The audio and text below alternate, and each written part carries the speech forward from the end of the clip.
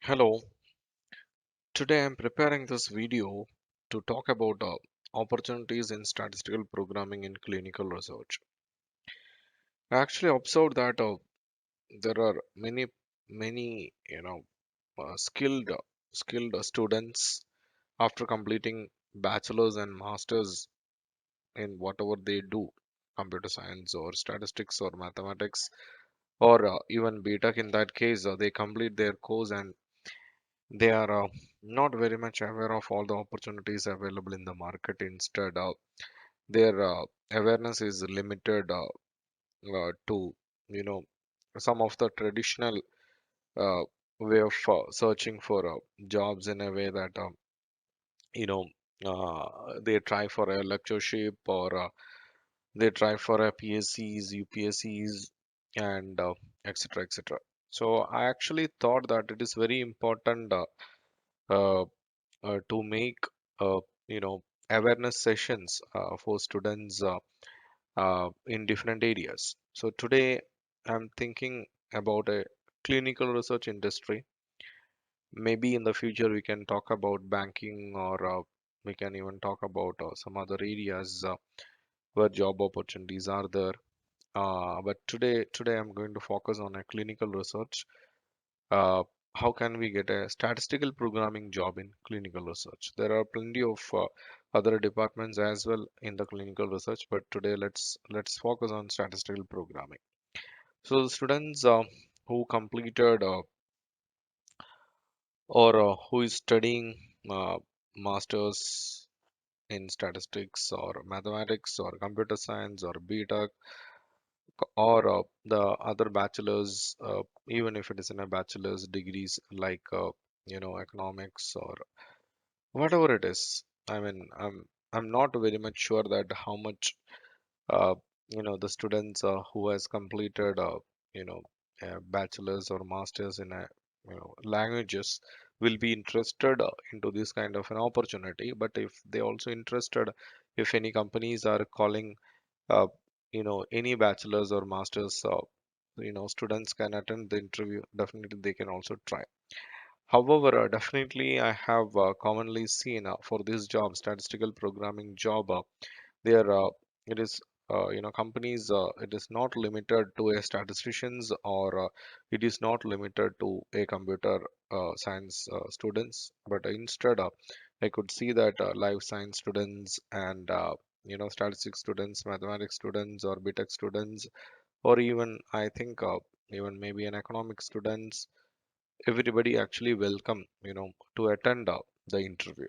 Okay, so if you actually studying in bachelor's or masters, or you are a 11th or 12th standard student, looking, you like mathematics, you like programming, uh, you know you can definitely you know uh, by going through this video you will be getting to know what is the opportunity and how to grab that opportunity, and what are the salaries available in India as well as worldwide uh, in the job of statistical programming.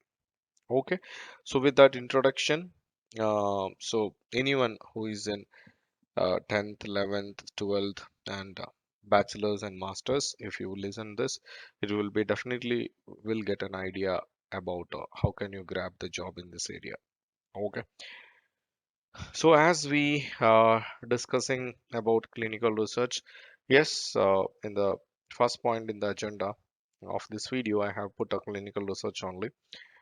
And let's have a look what is a clinical research and what is a data flow in a clinical trial or a study, and statistical programming and which software they are using.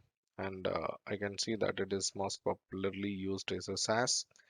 And yeah, after you are keeping yourself ready for this job, where you will be getting the job, right? So for that you should be knowing what are the companies in India where you get the opportunity to support the statistical programming in the respective company. I will share a few names of the companies in India where you can find the jobs. And worldwide opportunities in statistical programming. Let's have just a quick look in what's happening in Europe. Uh, do we have any opportunity, or US in that case? And software learning, how can I learn, from where I can learn, and you know any certifications available, etc. We can have a look. And we commonly knows that once we have a plenty of experience in any field, uh, from there to get a you know uh, from there to get a more better job in the same field in terms of a salary, or in terms of our preference, maybe more easy. But as a fresher, how can I get the first step into this field? uh, to get this opportunity, we'll be having a look into that as well. Okay. Okay, good. So so what is a clinical research? Before pandemic, I don't think clinical research may be a very familiar term for everybody. But during COVID pandemic or COVID situation, it's actually the number of people who is aware of clinical research is definitely increased. Or without knowing the exact this terminology as a clinical research, one or other way, actually we are using at multiple times in our day-to-day life, or at least in some of the interactions at some time in these days, we are definitely we're discussing about clinical research. Yes. So basically we may be used this clinical research terminology when we talking about the vaccine, right? So we may be listened about oh, why there is no drug in the market for a COVID-19, right? COVID-19, that why there is no drug can cure it. And then we may listen that vaccines to prevent to get the COVID-19 problems. So we need to take a vaccine. And then you may be listen that the media, or in your circle itself, when you are talking, they are talking that studies are still going on. It takes some more time to get vaccines in the market. And regarding the any treatment like a drug, medicines for this, still it is under study, etc., etc. So in all those places, actually the study or the research which we are talking about is a clinical research. Okay. So to get an approval for any vaccines or any treatments or any device to use for a medical purpose, definitely we need an approval from health authorities for the respective countries. For that, we will be doing a research. We will be doing a research uh, by by calling the patients or healthy volunteers into the sites or centers, and we collect the data from them. And we will analyze that data. And then that analysis reports will be submitting to respective health authority, and they will be looking into it, and they will be ensuring this new vaccine, or the drug or any device which is under study and submitted in the form of reports, are safe, as well as it has a efficacy or a efficiency to cure or control the disease. If uh, they actually approve it, then only we will able to the companies will able to sell or distribute in the market. Okay. So the research to test the effectiveness as well as the safety of the drug, and that research is called as a clinical research. Okay. So yeah, that's what I said. In COVID-19 period, definitely you listened about uh, this clinical research terminology. Okay, I'm not getting too much into details about the clinical research and different type of studies, etc., etc. I'm not getting too much of details into it. We can definitely do that in another video, because the focus today is what is a job opportunity in clinical research uh, uh, in terms of a statistical programming. Okay. But this is an overall idea, to get uh, to after getting approval from health authorities by submitting the clinical research data, then only um, mm, this treatments or vaccines, etc., will able to sell or distribute in the market. Okay, just keep that in the mind. Okay, so this is the data flow. Okay, so in clinical studies, there will be multiple clinical studies to get an approval for a single molecule. Okay, so if in laboratory, if the scientists find out a molecule or a chemical compound which can control or cure, diabetes, uh, to get that approval, yes, you can go ahead and distribute in the market. There are different phases. Okay, so those phases, it's called, even it's called as a, animal studies or preclinical studies. And once comes to the human, it is called as actually clinical study. And there itself different phases are there: phase 1, phase 2, phase 3, phase 4. And what each phase do, we'll discuss detail in another video. However, if in any phase, a single study, you take an example of a single study, there will be a detailed document how this study will be conducting. Okay, so a rules and regulations, or what all instructions to be followed while conducting the study, that everything will be written in a document. The document is called as a clinical study protocol. Okay, so after getting an approval from health authority on this clinical study protocol, um, there will be investigator selection. Investigator meaning who actually will be leading that study. All in all, I mean, in the centers, and uh, you know, the what is it called? I mean, to ensure that whatever mentioned in the protocol, there will be a person responsible, from a clinician side, that is a investigator.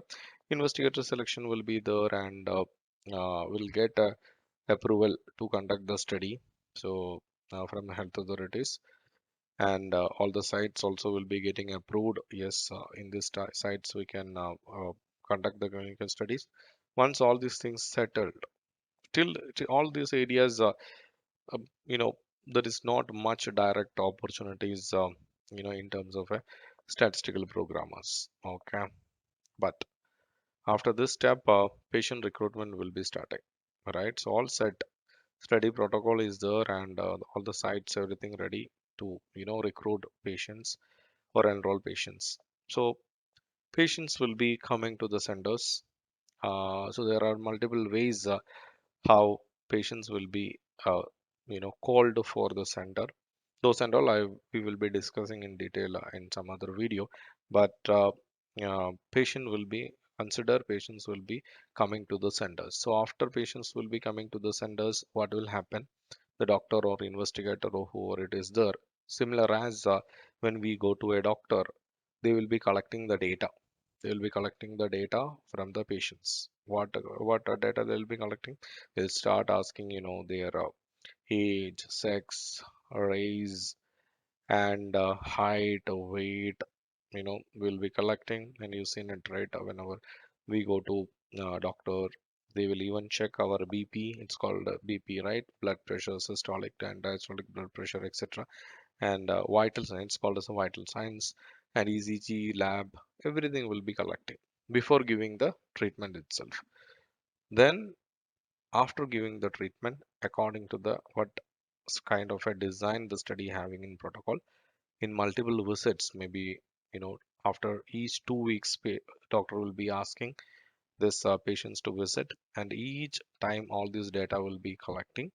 And if it is a study is a diabetes study, there will be a particular measurement, or a you know lab parameter, or whatever can can decide the level of that particular disease. So in the case of a diabetes, the glucose HbA1c parameter, there is a parameter, HbA1c lab parameter, that value will be telling us the condition of the uh, diabetes in that patient. Okay, so there may be an inclusion criteria saying you only include the patients with at least 8% of you know HbA1c value, And then what happens?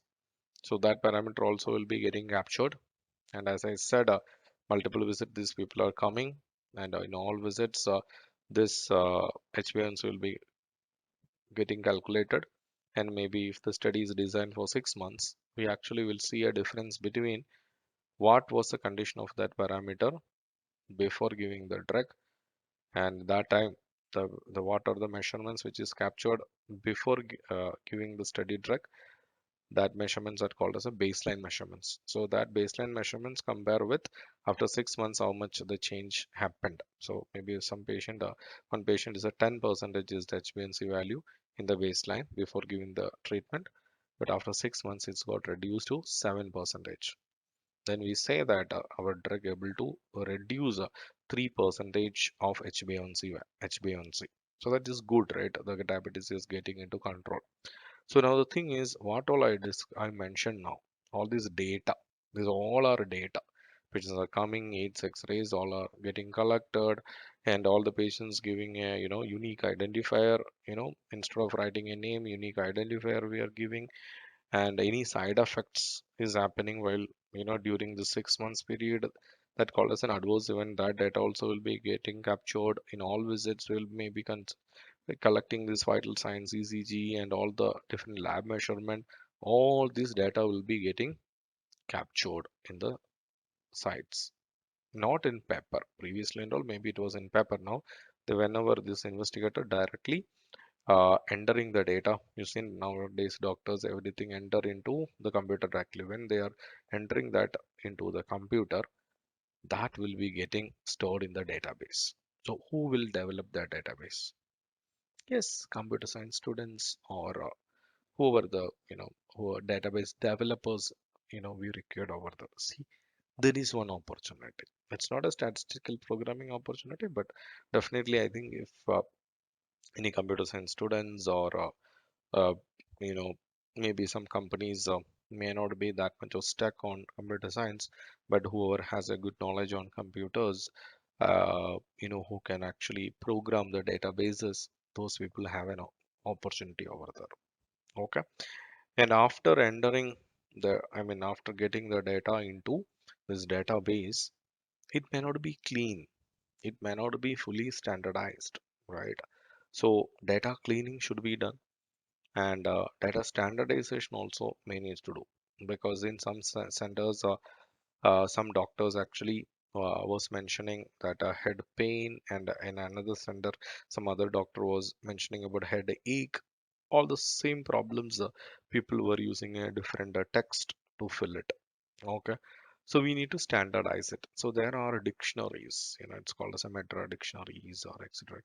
So there are dictionaries, uh, WHO dictionary, WH and all. I think it's a very common name, as during the pandemic you are listening, right? So World Health Organization. So there are dictionaries. So depends on the data using this dictionary, we will be standardizing it. How? We're using programming, they will be merging, etc, etc. So there is a programming opportunity. So the people may use a SQL, or SAS, or whichever software actually they are using it. So there is a job opportunity, right? And after standardizing the data, it will come for statistical analysis. So while standardizing the data, actually there is something called as a CDISC. It's a company, they came with a you know uh, STDM and ADAM standards. So these all are standards. STDM is a data standard, and ADAM is a data standard. Okay. So whatever the data is directly getting from the sender, we need to convert to that data standards by following the CDISC rules, or CDISC guidelines. So who will do that? We cannot do manually. There also we have a programming opportunity. So STDM programming is there, ADAM programming is there, and these all, I think, you know we can use the SAS software to do it. So we can learn SAS, and actually we'll be getting a good opportunity. So if somebody asking that, along with my masters or bachelors, any software I need to particularly learn, SAS will be a preferred one. Or software also, I can see in the industry for a clinical trial industry, but SAS is most popular. So after getting the data in the dataset format, ADAM or STDM data format, uh, statistical analysis needs to be done. Okay, so Atom is a data standard which is very much ready to do the direct statistical analysis. That is the reason even after one-time standardization in the STDM format, again doing a standardization in the format of a Atom. Okay, so I'll show you all those slides and etc. in the coming slides. So basically why I'm telling all these things is you should be knowing that where is the job opportunities. Okay, so clinical studies, when we listen, it may think that it's only for a life science students or doctors, etc. No, wherever I was talking about the data, there is an opportunity. Okay, so for the statistical analysis, yeah, definitely statistician is more preferred, and the core statistical analysis, decision making, and which statistical analysis should be done, and final report writing, etc. Yes, that is for a pure statistician's job. However, other bachelor's or master's degree can students can become a programmers over there, by following the instructions from a statisticians. Using SAS software, this qualified other bachelor master degree students can become a programmers over there. Okay, so after preparing all this statistical analysis, it will be published, or and it will be registered in the health authority, and they will be looking for the safety, by safety meaning by ensuring that the side effects and all very less, and effectiveness, how much it is able to control the disease. uh, these health authorities will be giving approval. Okay, after that only it will able to sell it in the market. Okay, so this is an idea. So now you know that in the clinical trial industry, there are areas wherever data is getting handled. There is an opportunity for a data analysis and data analyst, and our uh, bachelor's and master's students can try to get the jobs in those areas. Uh, okay,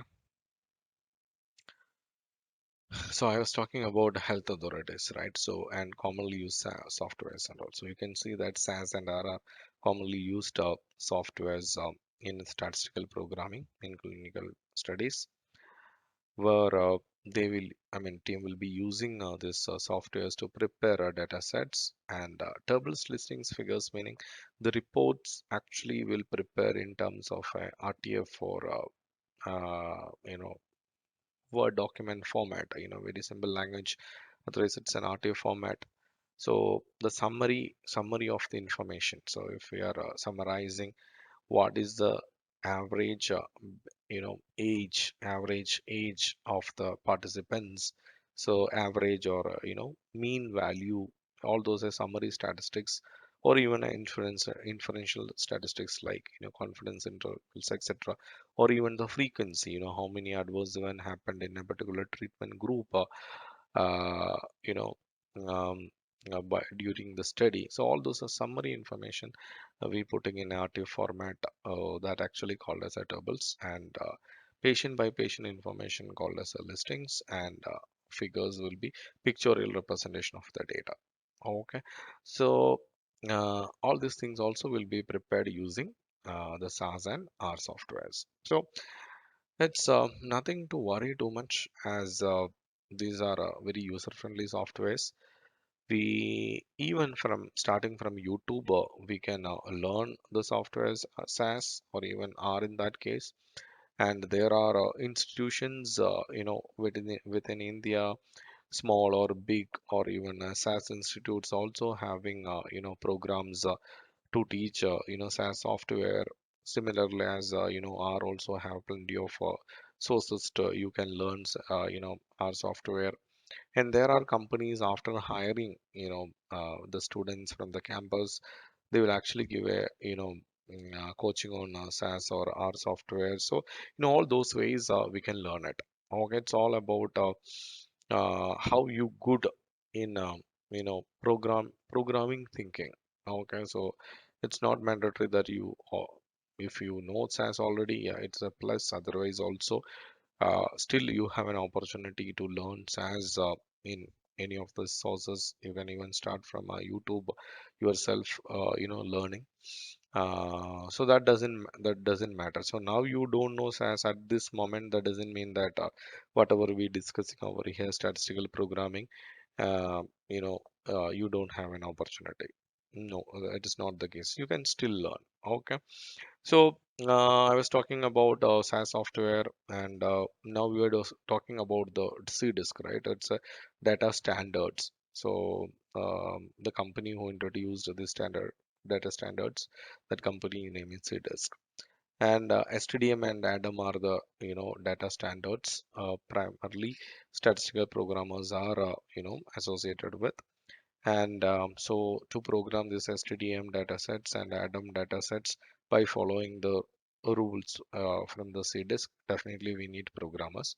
And tables, figures, and listings to program that as well, we need programmers. So using SAS and R softwares, we'll be programming all those things. And I told that we need to get the approval from respective countries, and FDA is the health authority in US, and PMDA in Japan, and EMA, European Medicine Agency in Europe, and even India, China, all has their own uh, health authorities to approve new drug approval request or vaccines approval request, etc. So what is the role over here? The programmers, statistical programmers, will be programming all these reports to submit in health authority to get the approval for the drugs to sell it in the market. Okay, so this SAS dataset actually looks in this format. So you can see it over here. You can see that unique subject identifier, which treatment got that subject, and parameter, hemoglobin parameter, and in each visit number, and what was the value, was it an high, low, etc. All this information, it's kind of an Excel sheet. You can see that, right? It's a SAS dataset format. Okay, it's not an Excel sheet. And this is the SAS coding, SAS programming code. It's very simple and straightforward and very easy to learn SAS. So you can see that data sample 0 set SAS help dot class. So the meaning of this is uh, after running this code, a dataset will be formed with the name of a sample 0, from where it will be taking the data. From SAS help is the library. In that there is a dataset class. In that it will be taking a data, and it will be doing all the steps which is written inside. That means what are the if conditions they are written over here, all those things will be getting executed, and finally will be creating a dataset sample 0. So like that, it's a very straightforward. Whoever knows the basic programming, whoever don't know any programming also, it is very easy to learn SAS. Okay, so everything I'm just having a very high level overview, because I'm either in clinical research or SAS, or what actually the programmers do. Nothing I didn't explain in detail, because this video is only to make an awareness that these are the things exist, and you can try to get a job over here and how. Okay, and I have a plan to prepare all these areas in detail, so that I'm definitely I'll be talking in detail about science programming and clinical research, etc., etc., etc. Okay, so in this video, we'll just see the overall uh, about this industry and softwares, and what actually work in a very high level view. So yeah, this is the kind of outputs we which prepare. Okay, so you can see that shift table of lab hematology. So hematology parameters, lab parameter, right? So we have biochemistry, hematology, and urine analysis, a category of lab parameters.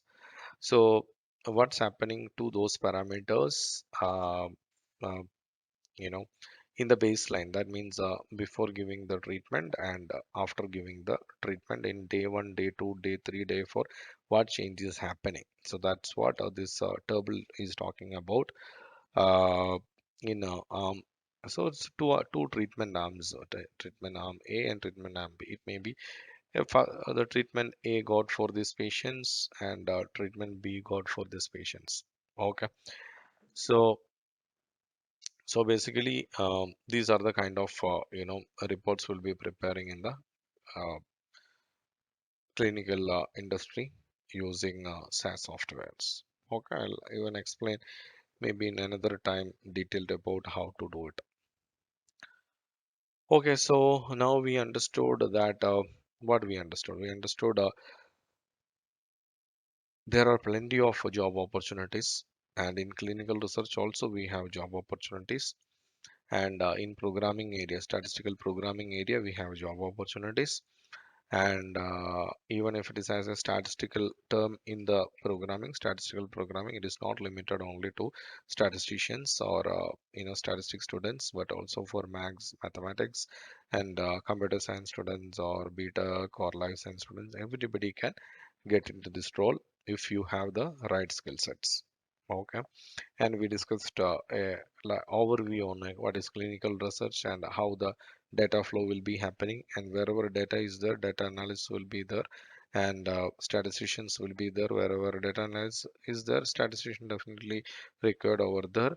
And wherever this data analysis and statisticians are there, we definitely need people who can program, with the programming skills, regardless of their background. So for that, a SAS software, uh, is the one commonly using in the today's industry.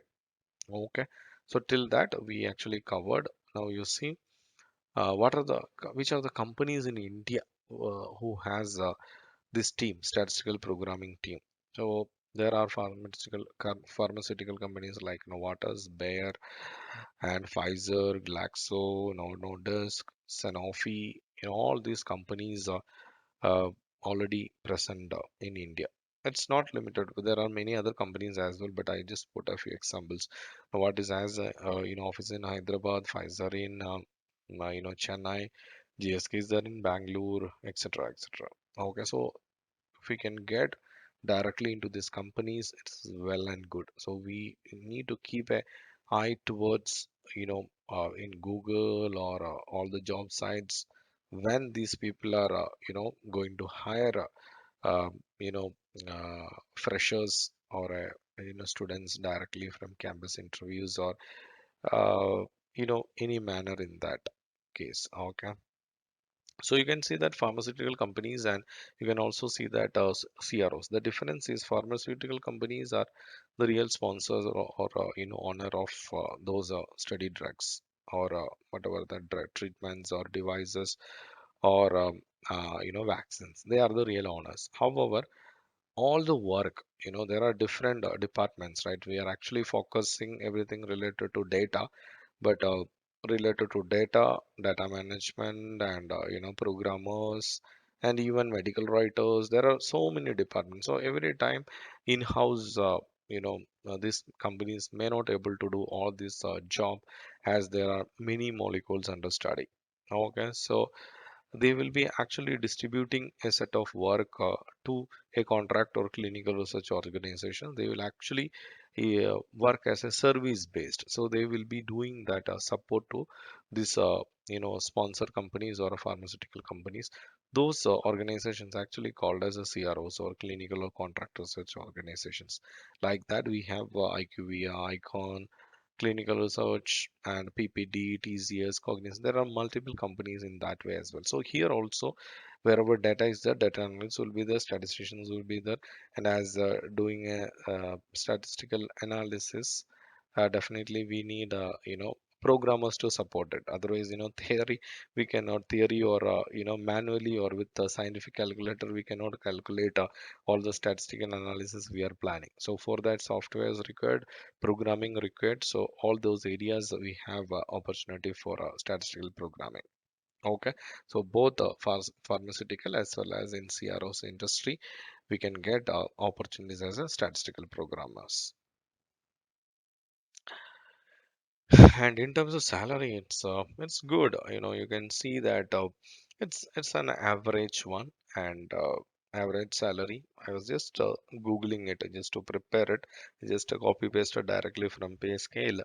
You can actually see that on an average of 30,000 per month, the people are starting the salary, right? So yeah, so I think okay, 308,000. So it is per year. So around yeah, 3 lakhs, and then it is getting into around 5 lakhs. Oh, then easily it's actually going towards even a 1 lakh. Okay. So yeah, I think it is a good one to start with, and build our career. It's a well paid as well, right? So good. And the reality, I think, uh, on an average, definitely at least people should be getting this much, and we can see that this job is getting boom, because before 5 6 years, these many companies were not in India. Now these many companies are got added, so definitely the time moves, even salaries also even will increase. So definitely it depends on your skill set and how strongly you are performing. It's a completely performance based industry. So but in payment wise it looks uh, very good. And it's not only having opportunities in India. Okay, see that 57,318 euros per year. It's a base pay, huh? That's what we need to understand. Whatever we discuss that page and this page, it's a base pay, and additional to that can be bonus are there, and there will be other components as well. So it's a pretty much good. Oh, see the opportunities in Switzerland. Okay, it's even went around 1 lakh, 1 lakh euros. You can actually calculate. So it's a good. So the Covens is another company which has an opportunity. GSK has an opportunity. So it's just to prepare this slide. Today I just copy pasted. Uh, you can, if you go and search in Google, in Glassdoor, or what are the different job sites, you may even see more opportunity. So this is all for the people who has more experience, right? But at the moment you guys are students may not able to get it, but you are the future, right? So once you get into this, your experience also will be increasing in a way that 5 years or 8 years, 10 years, right?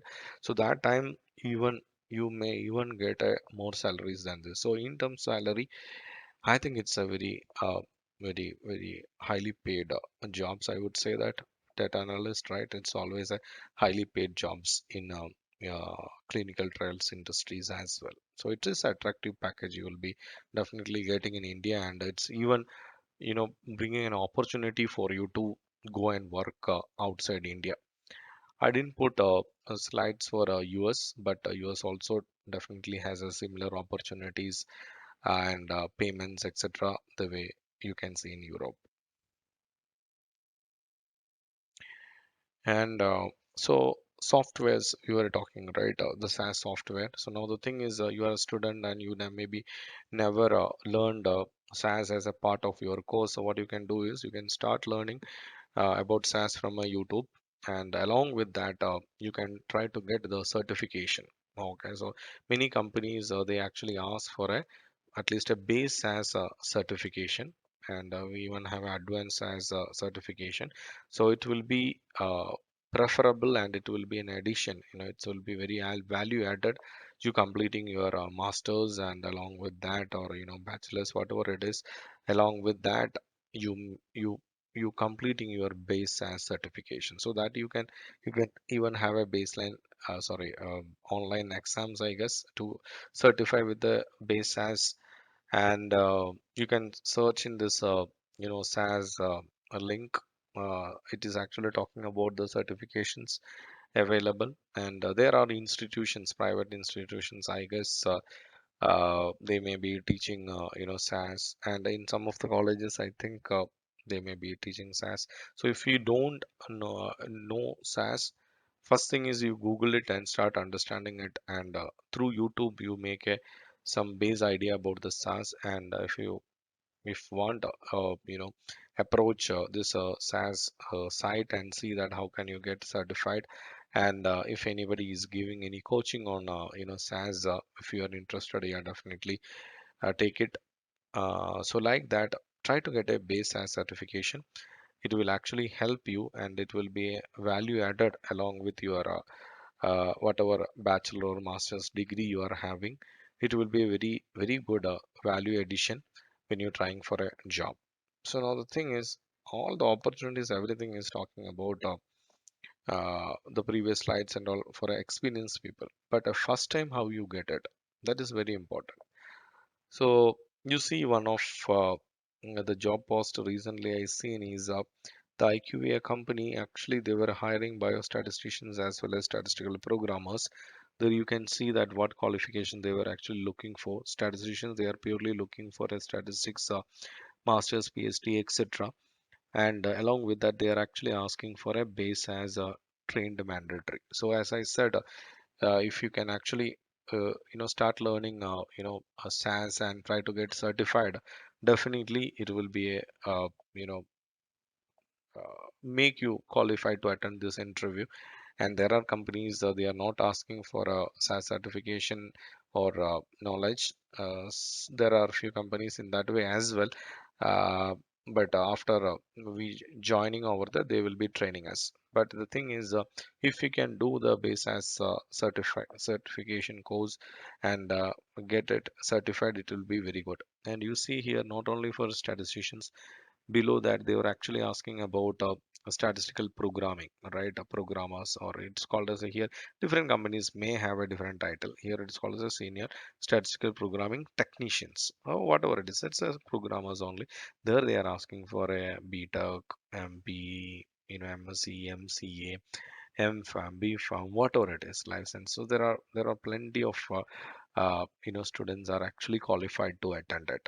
Okay, but again they are asking for SAS certification or a training is mandatory. So definitely you can have a look. So now the thing is, the timing is very important. Now you see, they're actually asking about 2020 and 21 pass out. I'm recording it in 2021 now, right? Now the thing is, that actually means you have to start to familiarizing yourself regarding this industry and this corporate world of the pharmas or CROs and the statistical programming job, etc., etc. Not after you completing your course, because that definitely you will take some time to find out an opportunity and all. By that time you will be like, okay, this person completed the course 1 year back and 2 year back and all. So as the new students will be coming, they will be definitely getting preferred, or some companies want to take only their interviews instead of going back and allowing the entire students from 3 4 years to attend the interview, right? So we should be very careful on that. So the best thing for that is, you start familiarizing yourself and start knowing about the industry, and start being in connect with the people and companies in when you start doing your course itself. Either you planning to get a job after bachelor's, then start registering in a job site, I mean this social networking for professionals like LinkedIn, right? Or register yourself in Naukri, or start googling it, which are the companies and which are their sites, and are they putting job openings in their site itself, etc., etc. Regularly start checking in the first year onwards. Okay, then slowly in 2 3 years, whatever the duration of your course, you will be familiar with different companies, and when they call for freshers, and even as you are there in LinkedIn, and you may be already have a plenty of connections in connection. We do Facebook, we call it as a friend request, and here we call it as a connection, right? So you may be having so many people from the industry in your connection, and you collaborate with them professionally. It's not that always hi and talking personal things, nothing. So this is completely for a professional purpose. So you talk to them regarding their company opportunities, and when the next call for freshers will be there, you can express your interest, and maybe during that time, if you're doing some projects, etc., you can even share with them to say that maybe some idea, not entirely the project which you done. Definitely you can say that this is what project which I'm doing, maybe which is related to clinical trials, or may not be related to clinical trials, but but you can express your interest to come to their industry or their company, etc. So like that, you can start getting to know people. And the goodness of having connect many right connections in the LinkedIn is whenever they are posting, if some recruiters, etc., you are in connection, whenever they post the opportunities for freshers as well through LinkedIn, you will be able to know. Otherwise, if you regularly checking Naukri or Google, so basically you start making yourself familiar, and to, to start knowing that when these opportunities will be announced in the companies, when you can attend the interviews, these things you start doing from your first year onwards. By that time, you completing the course, you will be having plenty of information already, and you will be knowing that where, when the opportunities exist, and you will able to go and attend and reflect your knowledge in that interview, and you will be getting selected. Okay, so all the very best. So this is what I want to say. So clinical research industry we discussed, and uh, data is getting collected in the clinical industry from patients, and the data will be analyzed and reported and will be submitting to the health authority. So SAS software and the programmers required to prepare the data sets and the reports, and to submit to the health authority. So there we have a job opportunity for a statistical programming team. And for that SAS software we can learn, actually starting from YouTube you can learn, and you can try to get a uh, SAS certification. uh, and as I reminded you guys, these are the companies exist in India, and keep an eye towards all these companies, as well as register yourself in Monster, in Naukri, I mean, etc., and create a LinkedIn account. It's not when after you completing the course, during the course itself you do it and start familiarizing with all these people and industry, and look that when the people calling for a freshers opportunity, and go and attend it parallelly, try to complete the SAS certification. And please visit the SAS site to know more about how to do certificate base or advanced certification, etc. And it's very attractive salary we will be getting once we get into this clinical industry in statistical programming. And to get I'm getting more and more experience, our salary is getting scale up like anything. So it is one of the very good field if you are having you know want to see a good career in the programming or a clinical research. And so I always believe in dream big, and definitely you will able to achieve it. Okay, so don't limit your awareness or dream. uh, put, don't put any restrictions for that, but instead dream big and achieve big. uh, and Yeah, I wish all the very best for all your job search. So hope this video you may find helpful, and all the best for to get a job soon. And there are different topics which we have just touched as an overview, like clinical trials and respective industry, and SAS programming. Uh, so we didn't go in depth. Okay, so I'll try to prepare some more videos for those specific topic, and you will be getting uh, uh, you will be getting those videos soon if I'll be doing it. So I'm not sure, but yeah, definitely if it will be helpful for you guys. Definitely I'll be making it. Okay, thank you so much, and take care, and all the best.